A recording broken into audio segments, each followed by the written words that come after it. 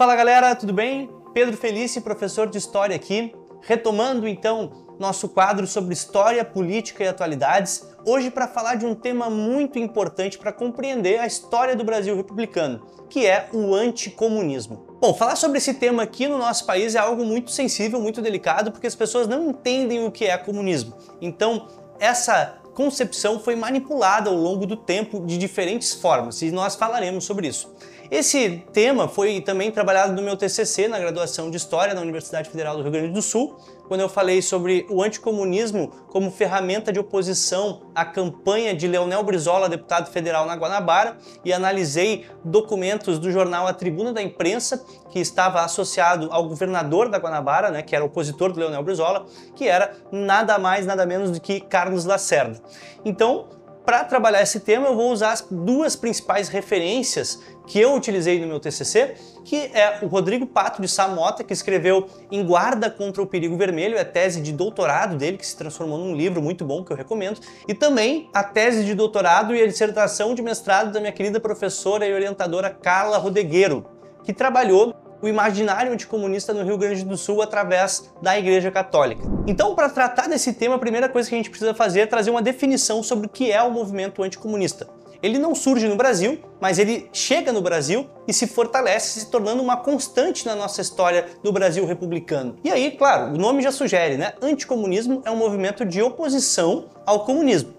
Mas tem uma definição do Rodrigo Pato de Sá Mota que eu gosto muito, onde ele vai dizer que o movimento anticomunista é um movimento social que surge no Brasil de forma autêntica, em oposição ao crescimento do comunismo, então ele cresce proporcionalmente, na medida que cresce o movimento de esquerda e o movimento comunista no Brasil, e com o passar do tempo ele passa a ser manipulado como uma ferramenta política. Olha que interessante, um movimento autêntico que com o tempo passa a ser utilizado como uma ferramenta política, que através da manipulação de imagens, de representação, de valores, vai trabalhar o medo na população e vai então, a partir disso, difamar possíveis personalidades políticas que têm um crescimento, né, eleitoral na esquerda, como Leonel Brizola, João Goulart, e o próprio Getúlio Vargas, o próprio Juscelino Kubitschek. Então é um termo que vai ser utilizado em diferentes momentos para difamar diferentes pessoas de uma forma muito generalista e simplista. Mas por que isso colou e ainda cola muito bem no Brasil?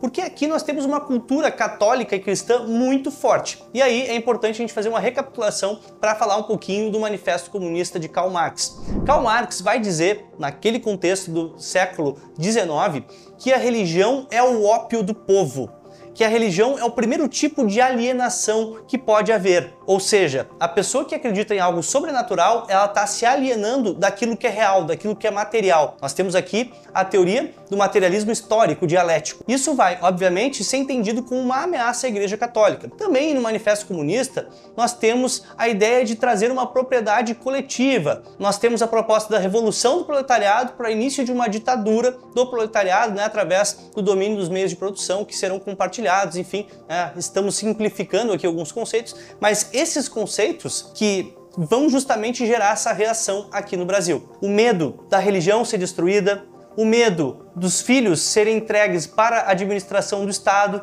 o medo de perder a propriedade privada.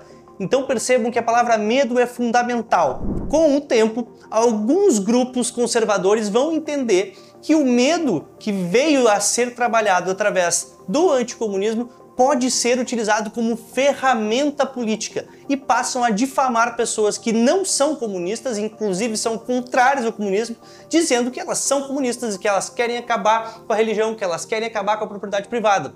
É o que aconteceu com o Leonel Brizola, que defendia as reformas de base, mas que defendia o trabalhismo autêntico nacional, tupiniquim, como ele dizia, e não trazia uma proposta de revolução do proletariado. Leonel Brizola, inclusive, disse que o Brasil tinha que seguir um caminho independente, livre das amarras do imperialismo norte-americano e do imperialismo soviético, isso no contexto da Guerra Fria.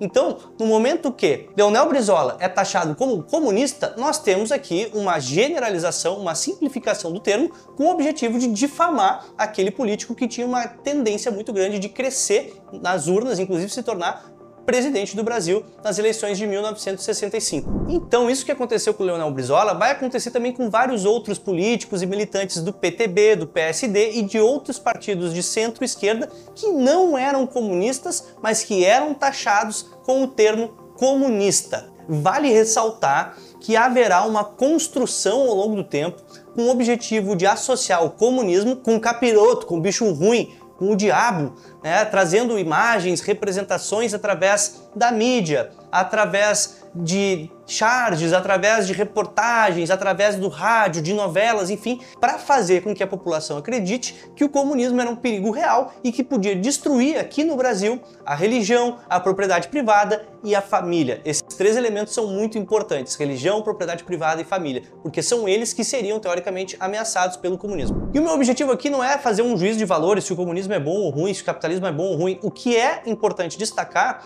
é que no Brasil o comunismo nunca chegou perto de acontecer. O mais próximo de uma revolução no Brasil foi a intentona comunista de 1935, coordenada por Luiz Carlos Prestes e Olga Benário, que não deu certo. Foi combatida com facilidade pelo governo federal, na época com o presidente Getúlio Vargas. Nesse sentido, é importante ressaltar também que o anticomunismo é um movimento diverso, heterogêneo e que está inclusive dentro da esquerda. Os trabalhistas, eles são anticomunistas neste período, que é de 45 a 64, né, o intervalo democrático, porque eles não são favoráveis a uma ditadura do proletariado, eles são favoráveis a um governo que defenda as leis trabalhistas e que faça a reforma de base, que era algo muito discutido naquele momento, dividir as terras para aumentar a produção, o que está vinculado com o capitalismo. E nessa diversidade do movimento anticomunista, tu vai ter diferentes grupos, sendo o mais importante, o mais conhecido, o MAC, o Movimento Anticomunista Brasileiro,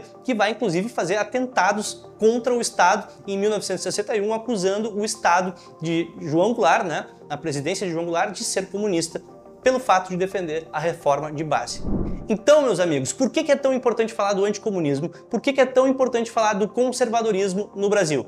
Porque é algo que volta a se manifestar na história em diferentes momentos. Se vocês prestarem atenção, o anticomunismo, a ameaça do perigo vermelho, vai justificar golpes de Estado no Brasil por diferentes grupos sociais. Em 1937, Getúlio Vargas, que é um cara que defende o nacionalismo econômico, vai começar uma ditadura conhecida como Estado Novo, justificando que precisava defender o Brasil do perigo comunista, o Plano Cohen. Mais pra frente, no ano de 64, nós temos um novo golpe, agora o golpe militar. A ditadura que começou em 64 foi até 85. Qual foi a justificativa? Livrar o Brasil da Revolução Comunista, do perigo da ditadura vermelha, que vai acabar com a família. Perceba que nós temos o anticomunismo sendo manipulado para justificar golpes de Estado em diferentes momentos por diferentes grupos. E sempre que nós temos o avanço de políticas públicas que têm o objetivo de atender às demandas dos movimentos sociais, do movimento sem terra, das pessoas que não têm moradia, nós temos uma reação conservadora que vai associar esses movimentos progressistas com o comunismo. Isso não aconteceu somente na década de 30 e também na década de 60. Aconteceu agora há pouco, em 2013, em 2014, durante as eleições, com o impeachment da Dilma e com a eleição do Bolsonaro, que vai se eleger com esse discurso: proteger o Brasil do comunismo, proteger o Brasil do bolivianismo, né? Dizendo que o Brasil ele corre perigo de se tornar uma Venezuela, o que é uma simplificação absurda da política interna, externa e da economia como um todo, certo?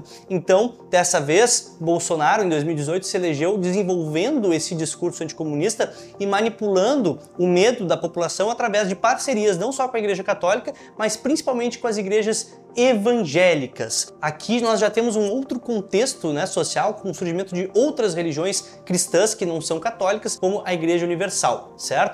Muito importante observar como essas igrejas elas têm influência na sociedade e vão manipular a população para eleger grupos que vão defender os seus interesses econômicos. Então, gente, isso explica a importância de estudar o anticomunismo, de estudar o anticonservadorismo no Brasil. Se tu acha que com o PT o Brasil tem o risco de sofrer um golpe comunista, meu amigo, fique tranquilo porque isso não vai acontecer. Lembre-se que vai ser nos 2 primeiros mandatos do governo Lula que os bancos vão atingir números nunca antes atingidos no que diz respeito à lucratividade, que as instituições de educação privada, principalmente de ensino superior, vão ganhar muito dinheiro com o FIES, Então nós já temos a demonstração nos governos anteriores de que o PT não é um partido que pretende transformar o Brasil num país comunista. Muito pelo contrário, é um partido que tem uma política de centro-esquerda em que em muitos assuntos se mostra inclusive neutro e conservador. Me acompanha aqui se tu quer ter mais informação em relação à história do Brasil, em relação